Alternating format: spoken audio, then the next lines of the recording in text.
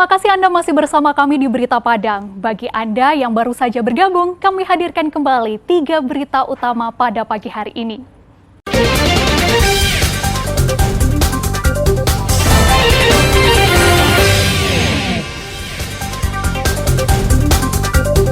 Tim Opsnal Polsek Lubuk Begalung buru pelaku curanmor hingga ke Provinsi Jambi. Polisi tangkap pengedar narkoba dengan barang bukti 45 paket kecil sabu-sabu. Kantor Samsat Padang dikunjungi Kapolda. Pegawainya mendadak murah senyum dan sigap melayani masyarakat.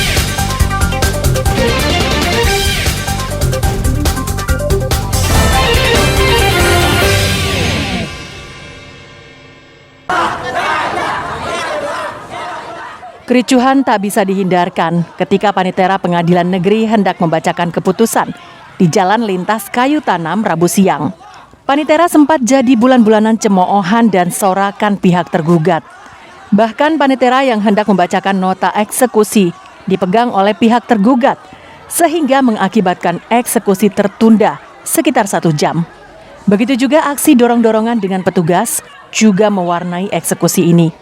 Keributan ini juga mengakibatkan ruas jalan kayu tanam menjadi macet. Kerusuhan kembali terjadi saat keluarga tergugat mencoba menerobos pengamanan polisi. Selesai pembacaan putusan, keluarga tergugat kembali berusaha menghalangi proses eksekusi dengan cara tidur di atas alat berat yang akan digunakan untuk eksekusi. Sempat terjadi ketegangan karena pihak tergugat enggan turun dari alat berat tersebut. Polisi terpaksa menurunkan paksa mereka agar tidak menghalangi kerja alat berat. Eksekusi lahan dan pondok ini dilakukan setelah adanya putusan dari Mahkamah Agung tahun 2021 antara Sri Mulyani CS sebagai penggugat dan Bujang CS sebagai tergugat di lahan seluas 6 hektar. Di atas lahan ini sendiri sudah banyak berdiri warung makan dan kedai yang menjual kue pinyaram atau kue cucur. Dasarnya putusan pengadilan terhadap perkara perdata yang kita gugat ini adalah perkara 45 tahun 2018, kemudian putus tahun 2021 kita ajukan permohonan eksekusi menghukum para tergugat Bujang CS untuk mengosongkan objek perkara ini. Pihak tergugat merasa mereka korban mafia tanah yang hendak menguasai tanah ini untuk dijadikan lahan tambang tanah liat. Mafia tanah ini buat ngambil clay itu. Ya, tambang. Ya. Tanah tambang clay. Tambang inilah mulanya dia ini. Yang satu katanya pernah waktu tambang itu dia bilang gini. Sedangkan wilayah kita diakui Gubernur Sumatera Barat mengakui. Meski sudah dinyatakan kalah, pihak tergugat akan mengajukan peninjauan kembali agar lahan ini bisa mereka kuasai lagi. Eki Rafki melaporkan dari Padang Pariaman.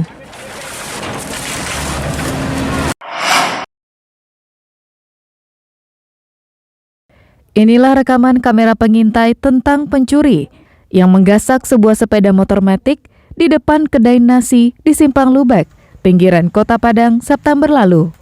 Polisi mengidentifikasi pelakunya yang ternyata kabur ke rumah orang tuanya di Provinsi Jambi.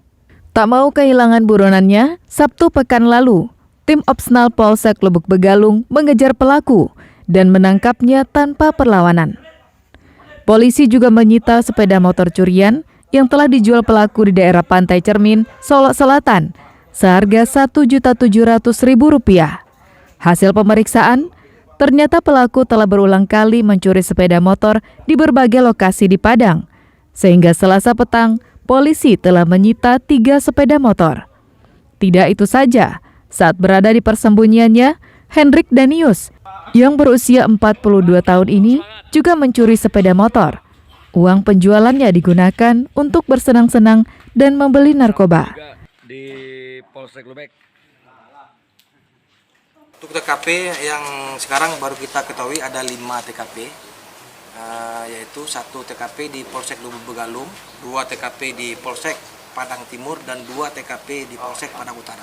Dan seluruh barang bukti sudah berhasil kami amankan di Polsek Lubek. Dan merupakan spesialis lintas provinsi.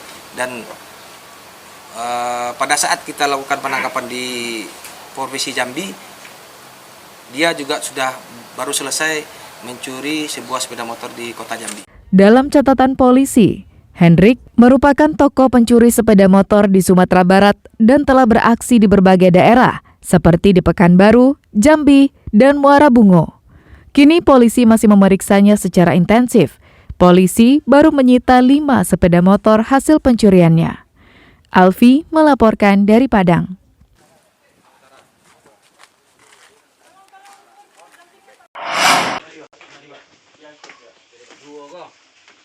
Charles tak dapat mengelak saat petugas mendatanginya di sebuah warung di Nagari Labuah, Kecamatan Lima Kaum, Kabupaten Tanah Datar, Sabtu pekan silam.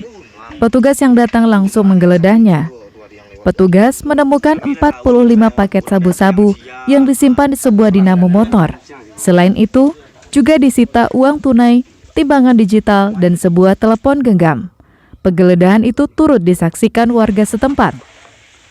Kapolres Tanah Datar, AKBP Ruli Indra Wijayanto kepada pers mengatakan, tersangka telah menjadi target operasi petugas. Pria yang sehari-harinya bekerja di sebuah bengkel motor ini mengedarkan barang haram tersebut di wilayah hukum Tanah Datar. Terhadap yang bersangkutan kita temukan 45 klip narkotika jenis sabu dengan berat kurang lebih 7,42 gram. Kita akan tetap mengembangkan proses penanganannya guna mengungkap jaringan-jaringan yang lainnya, serta kita bisa mengungkap jaringan bandar yang lebih besar lagi. Saat ini, tersangka telah mendekam di sel tahanan Mako Polres Tanah Datar untuk penyelidikan lebih lanjut. Tersangka dijerat Undang-Undang Narkotika dengan ancaman pidana maksimal 20 tahun penjara. Sri Louis melaporkan dari Tanah Datar.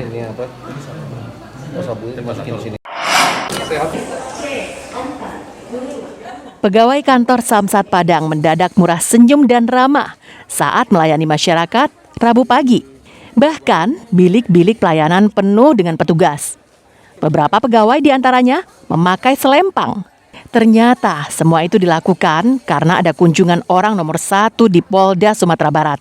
Kapolda Sumatera Barat yang baru, Irjen Suharyono, datang memantau pelayanan di kantor Samsat Padang tersebut. Padahal pada hari biasa, jarang wajah-wajah pegawai Samsat ini penuh dengan senyuman. Yang ada adalah wajah-wajah yang datar. Bahkan muka-muka kelelahan lebih banyak ditampilkan. Bilik-bilik pelayanan pun tidak pernah terisi penuh. Ada saja yang kosong.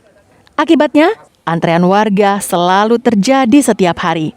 Hal itu tersirat dari tanggapan warga yang meminta pegawai Samsat untuk bekerja lebih disiplin dan lebih baik lagi. Ya lebih baik kalau kemajuannya gitu.